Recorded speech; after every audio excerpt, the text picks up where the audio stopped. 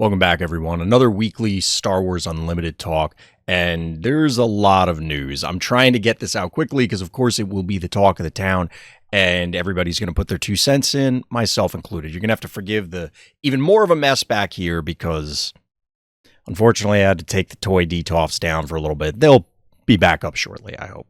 So we're switching gears here. I want to swap over to Melee real quick just to talk about it, kind of put this up in the background. There's a few different events that took place this weekend. The time of the recording is, or the date of the recording is March 30th. And we had one of the first sectors, or the first sector in Milan. We also had the Bothan Invitational down in Atlanta. And I have a lot of thoughts.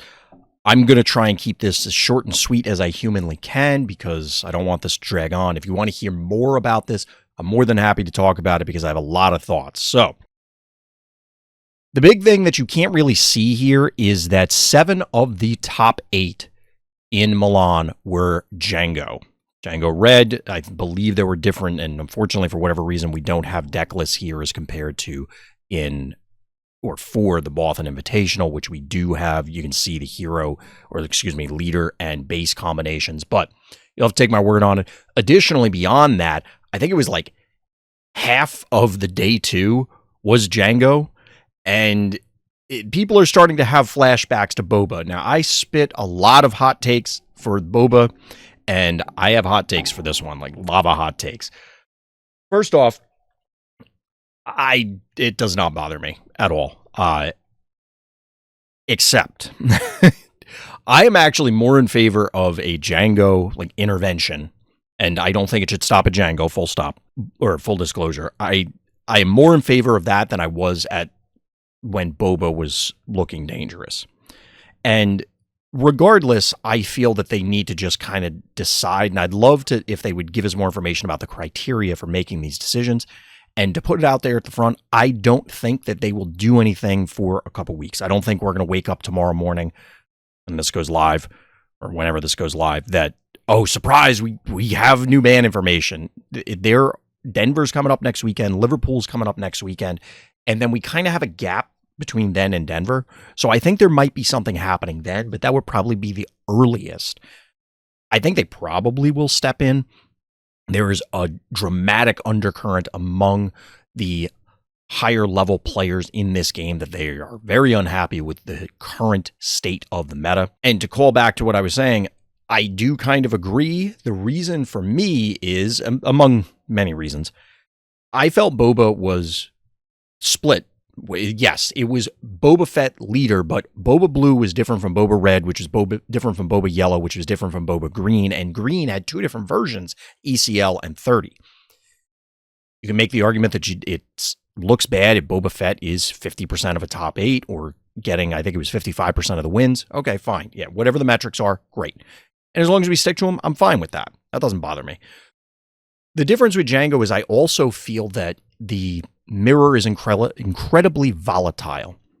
By that, I mean, if my TDRs are better than yours, I could be a significantly worse player and then just win it anyway. And that seems super silly. Will that bear out over the long haul? Have I played a ton of the Django mirror? No, I'm trying to find a deck that beats Django. And I've been testing a lot of different stuff. But so has everybody else. And yet, we still had a 500 plus person event where it ended up being 7 of the top 8 were Django. That was not the case at the Bothan Invitational. Now, the format was a little bit different. The short version is they had 2 large events that fed into a top 16. So they took the top 8 from Pool 1 and the top 8 from Pool 2.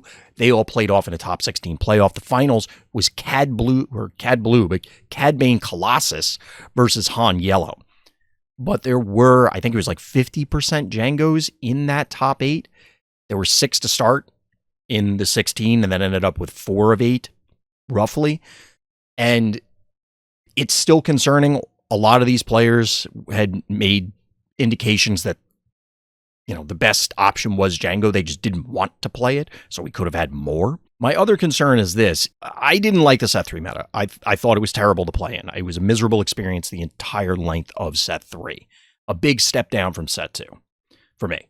And I could explain that in another one. I'm not going to get into it now. I think the problem gets exacerbated in this because the relationships between decks feel like they are becoming harder and harder rock, paper, scissors, where it's, yeah, this pretty much always beats this, but always loses to that. That may not be true across the board. It may not be true for all matchups, but with the current state of the game, with the cards that are available, I am looking for games and gameplay that is engaging, meaning that the decisions we make matter, and it's not, I decided my deck earlier this week or last week or a month ago.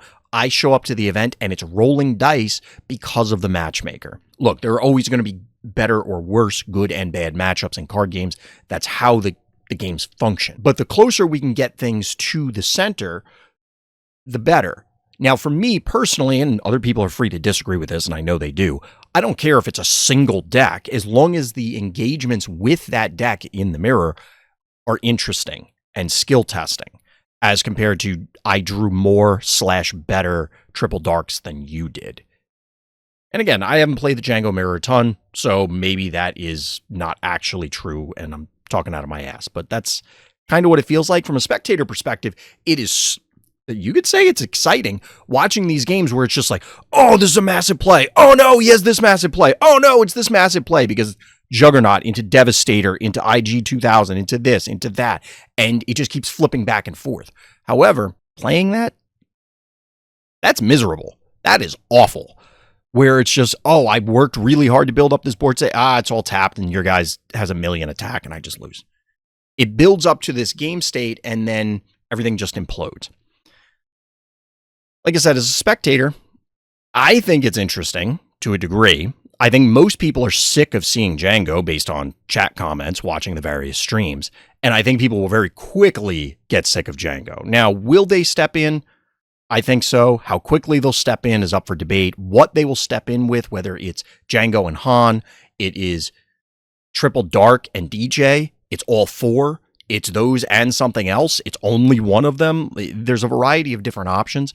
I've seen a lot of people put forth the idea that there will be restricted lists or erratas or rule changes or a bunch of other combinations, and I don't think that's very likely for a variety of reasons. Namely, they went with bans initially in order to try and minimize the impact for, we'll say, lower information players, people who play the game, enjoy the game, maybe show up to locals once in a while, but aren't as invested. It's way easier to explain to somebody, hey, that card's too good, you're not allowed to play it anymore, and that's the end of it, than that card doesn't do what it says, or, oh, this rule changed and it dramatically changes things, or now your deck building requirements are all over the place. It sounds silly to anybody who's watching this video because you're probably in the 0.1% of players of this game. That sounds crazy. I could explain that in another video. I do it for every game. But by you consuming content, you're already in like the 1%, 0.1% of the community. Most people don't. Most people just buy a handful of packs, play with what they have, or maybe show up to locals. Locals is already, like, if you show up weekly, you're already in the upper echelon. And by being informed, you're even farther up. We had somebody just a couple weeks ago show up with Boba 1 at our locals and had no clue that it was banned. But it was a simple enough thing to explain to them. If we had to then go through the motions of trying to elaborate on errata and rules changes and all this other stuff, they're never coming back. That person did come back the next week with a different deck, though. It's not that big of a deal to explain a ban. So I am of the opinion that it's going to be way cleaner, way more efficient for them to just excise these problem pieces. Personally, and I've been on this train for a while, and I've been seeing the take from other people that I highly respect without bringing it up, like they just volunteered it. I think Triple Dark has to go. I think DJ should go, not necessarily because of a power level. I did my 4 pillars video based on what Magic had put out years and years ago. Short version is this. Is it winning too much? Is it taking up too much meta share? Is it winning too quickly? Or is it just plain unfun? And I could do another video if people want to hear about it. I did talk about it around the Boba ban. I think that there are a number of cards right now that fit that criteria. Another notable thing to point out from all of this fallout, I think it was like 14 out of 16 decks in the Bothan event, the top 16, had Cunning. They were yellow decks in one form or another. And then if it's 7 out of 8 Djangos, and then it was a Piet yellow for top 8, maybe we're seeing a trend here that could be problematic. I am of the opinion there are multiple ways to tackle this problem. I'm very interested to see what FFG does because realistically, look, the design team is human. The playtesters are human. Everybody involved is human. So as a result, mistakes will be made. I'm less concerned with the mistakes because they will happen. I'm concerned with what they do about them and how they respond to it and what they tell us and what their plan is going forward because there are band-aids and there are actual addressing the underlying problems.